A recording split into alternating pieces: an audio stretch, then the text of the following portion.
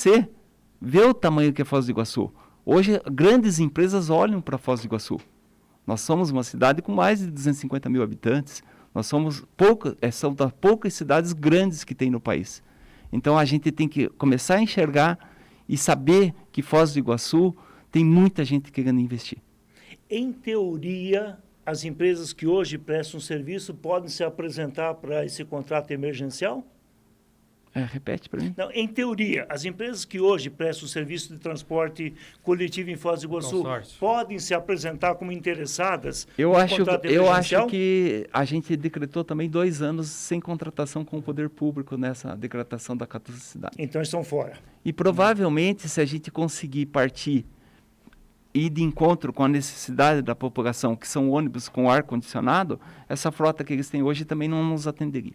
O Claudir Viana Brito está dizendo aqui que para melhorar o transporte público, ele tem que ser atrativo, porque nos últimos anos houve um afastamento de usuários que migraram para aplicativos e outros meios de transporte. E aí diz ele que antes de pensar nas empresas e nos empresários, também deve se pensar nos usuários, que o transporte coletivo tem que respeitar as pessoas que precisam dele. Quem pode optar hoje não usa. É preciso mudar isso. Abraço a toda a bancada do Contraponto. Um abraço para você, Claudir Viana Brito. Cida Costa encaminhando a próxima questão ao secretário Zé Elias. Secretário, assim, a gente tem visto que aumento de tarifa vai para a Justiça. Tem 2 taques da Prefeitura com o Ministério Público com relação ao transporte coletivo, né? Um que está no Supremo e outro que é a questão da última tarifa, a demanda que continua rodando aí. E tem outra possibilidade, de repente, essa rescisão de contrato, eles recorrerem à Justiça e permanecer com a liminar, com alguma outra medida? Essa possibilidade existe? Eu acho que quando se fala em termos judiciais, todos os aumentos de tarifa que teve nos últimos anos, elas seguem judicializadas, elas não transitaram em julgado ainda. Sem falar das últimas 2 tentativas, né, que foi o aumento da tarifa de 4,10 para 5 aqui em Foz do Iguaçu e no Tribunal de Justiça, né? A Justiça entendeu, acatou o que a Prefeitura alegou, entendeu?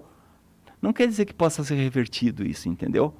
Mas a partir dessa decretação de caducidade, esses itens vão passar para uma outra etapa, né? Uma etapa de rescisão de contrato e de uma auditoria do contrato anterior, que é onde o Dante alegava. Mas daí existe, mas daí existe um negócio lá que também a Prefeitura estava cobrando outorga, que foi perdoada, se nós vamos falar dos gestores anteriores. Isso é uma questão judicial. Agora, quem vive o dia a dia aqui em Foz do Iguaçu, ela precisa de uma solução que seja uma solução boa para amanhã.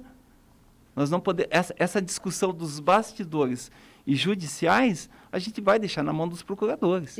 Agora, nós precisamos defender a população no dia a dia, de quem está sofrendo hoje a superlotação, entendeu? De quem está sai de casa e não sabe se o ônibus vai passar 7h20 ou vai passar 7h40, ele vai chegar atrasado no emprego, que o patrão vai brigar com ele. É isso que nós precisamos resolver definitivamente. Toda vez que fala em fim de contrato, se fala quanto a Prefeitura vai pagar para o consórcio. Isso são cálculos de auditoria, entendeu?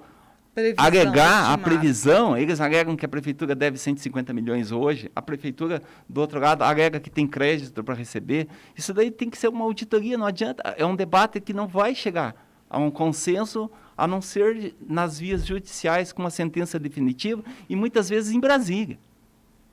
Mas é natural que, por parte do Poder Executivo, tenha sido feito um cálculo, uma avaliação para poder tomar essa decisão de que não terá esse prejuízo nem agora, nem na sequência dos anos. Eu acho que o prejuízo, a decisão do decreto de caducidade, nós estamos falando, se esse contrato vem dando prejuízo ano a ano, nós estamos eliminando os últimos 4 anos de prejuízo.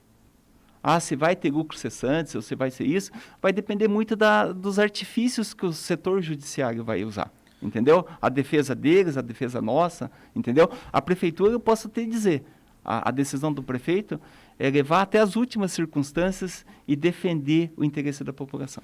A Procuradoria-Geral do município está convencida dessa nova etapa, porque ela era contrária à rescisão, se manifestava consequentemente, por muitas vezes, contrária à rescisão, contrária à caducidade. Eu creio que passou por eles também esse decreto de caducidade e está sendo dando continuidade dentro da gestão, dentro do executivo, entendeu? Quando a gente fala da Procuradoria do município, a gente fala do município como um todo, entendeu? Então, à medida que saiu o decreto, não saiu sem amparo, ou sem um olhar deles, por mais que, às vezes, eles não tenham necessidade de fazer elencar muita coisa agora, mas a nova contratação, por exemplo, vai passar pela Procuradoria. Como tem que passar, entendeu? É fato, qualquer contratação que tem na prefeitura, existe a rotina de trabalho. Quem vai dar o parecer final lá, se está certo o contrato o edital para chamamento das novas empresas que venham a participar, passa pela Procuradoria, pelo setor de compras. Se não encontrar empresas interessadas, tem plano B, Zé? A gente, é como você disser para mim que não vai ter mais médicos, entendeu? As empresas estão no mercado, pode dar deserto, e a gente vai ter que adequar e fazer uma nova contratação, entendeu? Existe, tem vários registros de preços que são feitos diariamente e contratações que muitas vezes dá deserta, entendeu? Agora, nós estamos trabalhando com o tempo hábil para tudo isso. Escuta, eu vejo esse modelo de concessão pública, eu acho um modelo muito atrasado e acho que é um dos motivos que dá tanto problema em tantos locais e não só aqui, né, esse tipo de concessão. A gente viu isso com os taxistas, né, o táxi que é uma concessão pública, aí vieram os aplicativos, a gente acompanhou toda essa história. Eu acho que no transporte coletivo não é diferente. Esse modelo de concessão, ele é uma coisa antiga, fica num grupo só que tem detentora de todo o transporte não é público de uma cidade. monopólio, é oligopólio. É um monopólio, é só ela que pode fazer aquilo e ninguém mais pode entrar. Existe outra maneira que não seja concessão, por exemplo, tem mais de uma empresa que faça esse serviço, então, uma região específica que tem uma determinada maneira do povo se locomover, uma empresa faz, mais de um meio de transporte, não só ônibus, mas que tem a van, que tenha várias outras coisas, como a gente vê em outras cidades que tem metrô, então, eu acho que tudo isso daí, Dante, parte, assim, digamos assim, do novo modelo de licitação. Mas é possível com tempo hábil. Eu acho que há tempo hábil. Nós temos na Europa, por exemplo, nós temos cidades e países que adotaram por linhas. Eles fazem a concessão por linha. A linha inviabilizou, o cara saiu, você vai lá e licita só uma linha. Entendeu? Agora, você há de convir também que o investimento necessário hoje para atender uma população de uma cidade grande como é Foz do Iguaçu, tem que ser investimentos grandes. Por exemplo, se nós falarmos de uma frota de 100 ônibus com um ar-condicionado 0 km, nós estamos falando de um investimento de 75 milhões. Entendeu? Então, às vezes, não consegue atingir. Às vezes, por mais que você queira democratizar, às vezes vai acabar ficando na mão dos grandes, quem detém o poder de capital no Brasil. Eu quero crer... Que é a parte da concessão, todas as concessões públicas, né? A concessão do lixo, entendeu? E isso daí a prefeitura precisa caminhar mais, as gestões não só de Foz como dos outros municípios, dominar cada dia mais os custos que essas empresas têm, para saber se o que a população está pagando o preço correto ou um preço acima de mercado. Eu quero crer, Zé Elias, que por aquilo que foi também o teu envolvimento pessoal nessa questão do contrato do transporte coletivo, que é um dos contratos que você entende de uma forma clara que é danoso à população de Foz do Iguaçu, a contratação, a possibilidade de empresas se apresentarem é muito grande, talvez já com coisas alinhavadas. Engato nisso, já que você disse que talvez no começo da semana que vem sai a licitação para esse contrato emergencial. Já se prevê alguma coisa, e aproveito uma informação que acaba de chegar, nas últimas 24 horas tivemos 466 novos casos de Covid aqui em Foz do Iguaçu. Aliás, nas últimas 72 horas, porque teve o final de semana, tivemos um óbito também. Olhando para aquilo que vem nessa contratação emergencial, naquilo que passou, onde não foi respeitada em momento nenhum a quantidade de pessoas para ter distanciamento dentro dos ônibus, nessa nova contratação, alguma coisa já sendo pensada para que também nisso se evite uma aglomeração de pessoas? Eu acho que é importante também ressaltar, né, que a gente está tendo um avanço de casos grandes, um pouco de descuido da população em geral. Eu acho que o uso de máscara, as questões restritivas do álcool em gel, essas coisas precisam estar pautadas e firmes, entendeu? As pessoas, num primeiro momento que caiu o número de infectados, automaticamente as pessoas acharam, então não tem mais nada, podemos viver como estavam vivendo antes. Eu acho que a questão da vacina avançou muito, entendeu? Acho que é o que traz um pouco de alento aí, a questão de você ter mais contaminados, mas menos casos piorados, né? Ou que precisa de internamento, ou o caso mesmo de falecimentos, né? Mas isso é preciso a população ter como critério número 1. Eu acho que não dá para descuidar, tem que ser utilizado as máscaras. Até comentar com vocês, acho que é importante que vocês utilizem em qualquer ambiente, porque é um entra e sai, você não sabe quem estava. Às vezes não está positivo hoje, mas você teve contato quando você estava vindo no trabalho. Então, eu acho que é preciso um excesso de cuidado até as coisas melhorarem. A questão do transporte coletivo, a superlotação, utilizando máscaras e os devidos cuidados, a gente sabe que a permanência dentro de um ônibus coletivo hoje, ela está em torno de 20 e 25 minutos em média em Foz do Iguaçu. Porque tem gente que pega aqui, desce 4, 5 quadros depois e tem um que vai ficar até o final. E a gente percebe também, não pode deixar de utilizar a máscara. A gente percebe hoje permanência em restaurantes, em hotéis, que você permanece um tempo muito fechado. Teve o problema dos cruzeiros, né? Que é um problema gravíssimo também, em ambientes que às vezes estavam dançando, em formato de danceteria, todo mundo sem máscara e convivendo no mesmo ambiente, às vezes por uma semana, né? Então, acho que isso tudo tem que ter um cuidado especial. Do transporte, eu acho assim que manter um pouco das janelas abertas e a utilização da máscara, eu acho que é um grande cuidado que tem que continuar tendo. Cida Costa. Vou pegar esse gancho aí, Nélio, já que a gente foi para a questão saúde.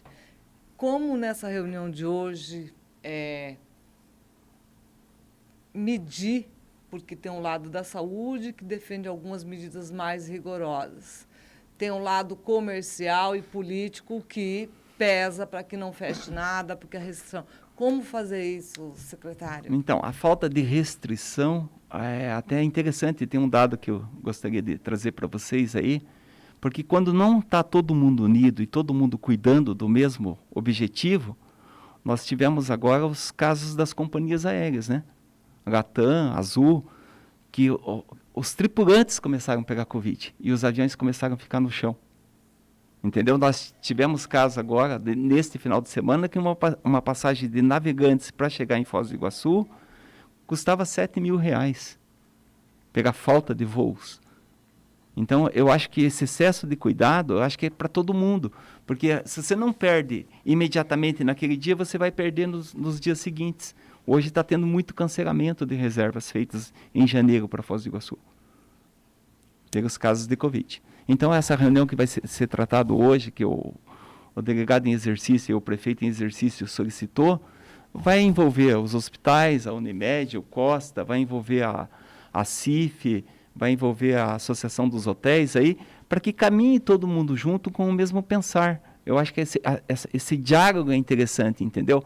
Eles falam muito do passaporte, se vai ser exigido, não vai ser exigido. Talvez, na maioria dos casos, não, mas talvez em casos específicos possa ser, entendeu? E voltar a dizer que a população deve procurar a vacina.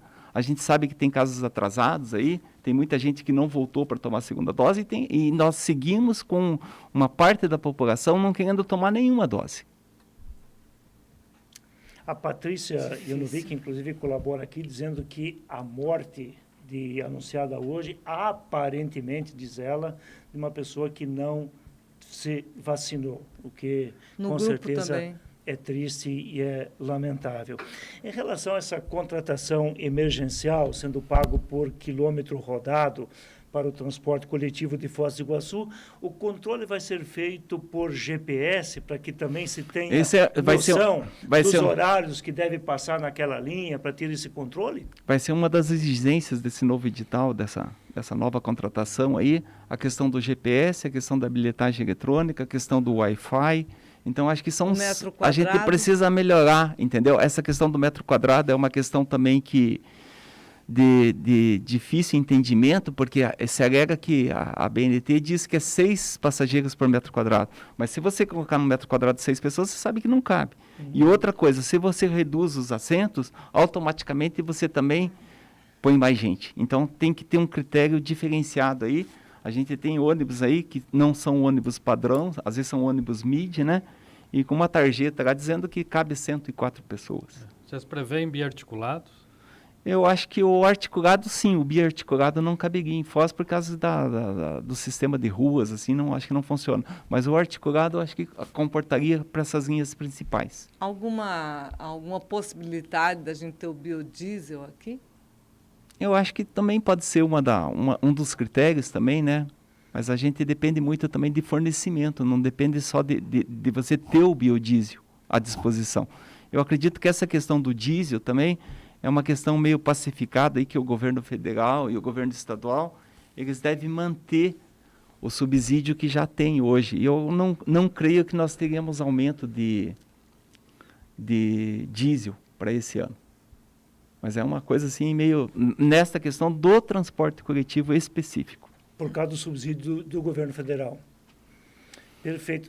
Também a gente vai ter uma contratação por um ano, Dante, mas a gente entende também que a gente não vai ter grandes oscilações. Se a gente conseguir que o governo federal e o governo estadual mantenham o diesel nesses patamares que nós também temos a chegada de uma empresa que se compromete em fazer o pagamento em dia dos funcionários, fazer o reajuste da última convenção que não foi feito, e também num período de 12 meses nós também não vamos ter nenhum aumento de salário a partir dessa contratação já no valor devido.